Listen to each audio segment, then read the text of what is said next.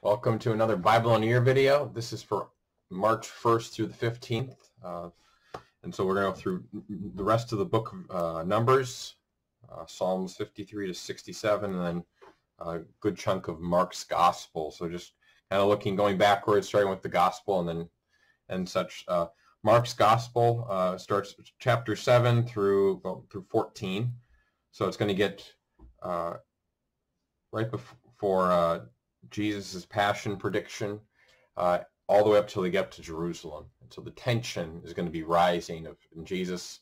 After Peter says, "You are the Christ," he reveals that we're going to Jerusalem, I'm going to suffer, die, and rise on the third day. And it happens 3 times, and there's kind of pushback, or the disciples are like, we didn't really hear that. And there's bickering about them, bickering amongst themselves of who's the greatest. So it's they don't want to face the reality of what Jesus is saying, but it's very fast paced in terms of it just moves up and they get up to Jerusalem. So there's not another. It's just most of it's just making their way to Jerusalem, which really is kind of Jesus's final journey to Jerusalem and then to the cross for his death and resurrection. Psalms 53 to 67. There's nothing in the Psalms here, nothing extra special. 63, Psalm, "My soul is thirsting for you, my God." That psalm is prayed it's very often on Sundays. And so that's one of the Psalms, is our soul thirsting for God.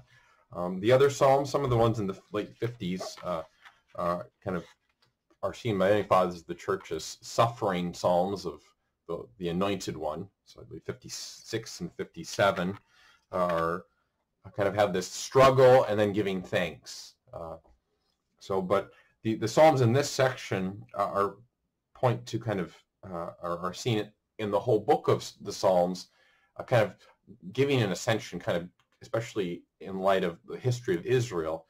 It's seen very much of David's struggles before, kind of after he becomes king. There's kind of internal struggles that he has to go against, and so suffering. And when we get to the second book of Samuel, we'll see those more in depth. But many solid Catholic scholars and stuff have pointed out that there's kind of an ascension taking place here, some struggles in the life of David, and when we'll get to kind of the high watermark of the Psalms in the next section. But just so it's kind of a mishmash of things in these Psalms.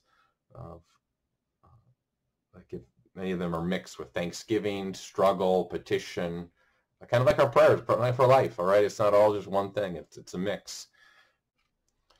So the book of Numbers, we started last month, kind of at the end of February. Now we'll be picking up at chapter 6 and going through 36.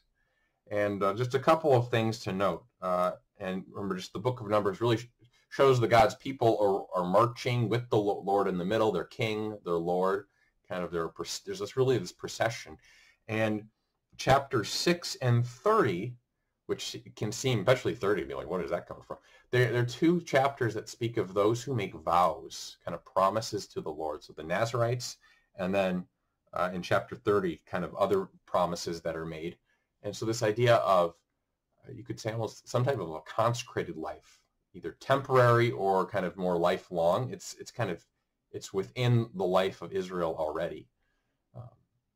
And so chapter 6 and chapter 36, chapter 6 and chapter 30, which actually they're kind of parallel on both sides, kind of 6 chapters from the beginning, and then 6 chapters before the end of the book. But really speaking of special individuals who consecrate themselves to the Lord, make promises, live a certain way, kind of set themselves apart for the Lord. But most of the book of Numbers kind of deals with their rebellions, their complaining, their squander, their people not wanting to kind of just trust. So there's complaining. They complain, well, we're sick of this manna. And so God gives them quail, and it's coming out of their mouths. It's kind of, and even Moses he disobeys God. He doesn't obey God. When it speaks to that, maybe that can see if you can figure out what exactly the reason why Moses isn't allowed to enter the promised land. It's not entirely clear. There are a couple of theories and such, but yeah, because this is a different, they went into a different, they asked for water another time in the book of Numbers. This is different than the one in Exodus. It has a lot of parallels, but after this one, Moses is told by God, Moses and Aaron are told, you guys can't enter the promised land because you guys have disobeyed me. But what did they do? All right, so that's my challenge. Okay, as you're reading that section, maybe I'd like to hear your thoughts when you send questions in. After March 15th, maybe send your thoughts of what you think is the reason why they're not allowed to enter, what they did wrong. Then we hear of there's people that kind of individually rebel against Moses. Miriam and Aaron, his own siblings, are like, hey, why are you in charge? And then something happens. Then they're like, okay, God, that's okay, Moses, you're in charge.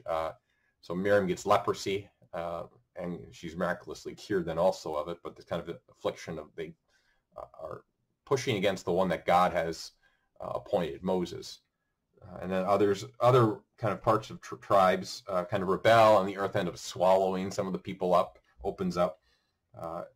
So there's all these rebellions, as well as when they get to the cusp, kind of the edge of the promised land, and God said, well, send some spies and scouts in to reconnoiter, reconnaissance the land, scout it out. They come back, and most of them are complaining of like, we can't do this. This is only, and then Caleb, who's like, yeah, if the Lord is with us, we can take this land. Yes, they're strong, but the Lord is stronger. If the Lord is with us, we'll be able to do it. And so, but the ones that give the negative, disparaging message kind of prevail on the people, and they're like, well, and God says, fine, okay, you're going to wander in the desert for 40 years. And then there's even some of them after that, like, well, let's go in now. Well, we can go in, and then they don't want to wander for 4 years, but they haven't trusted God. And there's a group that decide to, well, we can go in, and then they get wiped out. But they end up having to wander in the desert for 40 years. That whole generation, kind of 40 years of time of preparation and purification. So that generation has to pass away. Their children will be able to enter the promised land. And then Caleb will be able to enter, of all of them. And then also Joshua. So it's sometimes you just mention Caleb can be the only, but also then Joshua elsewhere. So it's both, because Joshua is then appointed as Moses' successor to lead the people into the promised land. And then they take a second census in chapter 26, and it's actually the numbers are slightly less than the census that was taken at the beginning of the book of Numbers. So God has been providing for them miraculously. He's with them, and they're not growing. All right, they're complaining, rebelling. So that's really one of the big themes in the book of Numbers, is God is with them. He's providing for them, and they're stubborn. And so for you and me, it can be just applicable of, okay, this isn't just with the book, with the Israelites. This can happen in our own lives. Our journey from life, from especially beginning life in Christ in baptism, is akin to their crossing the Red Sea, entering the covenant with God at Mount Sinai, and then going in the desert heading to the promised land. And you and I, we face these same temptations of not trusting God.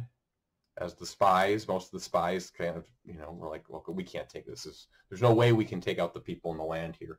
Or kind of complaining or questioning those who God has appointed, and saying, well, I could do a better job than so-and-so. And so it's good to see from that lens of, this isn't just this is an interesting story, but there are deep kind of also truths for you and me, of kind of reminders. Okay, yeah, we're all susceptible to being complainers, to say, well, I could do a better job than X, Y, or Z, as opposed to being faithful and trusting that the Lord provides, and He'll provide for me. So look forward to your questions after March 15th. So on this, and just that challenge of, maybe just send me what you think the reason is why Moses and Aaron can't enter the promised land, and then my response is I'll kind of give what I've come up with, what I've read. I guess it's not so much I come up with; it's more of it's other people. I just repackage things. I'm in sales, or I'm not in development. So God bless.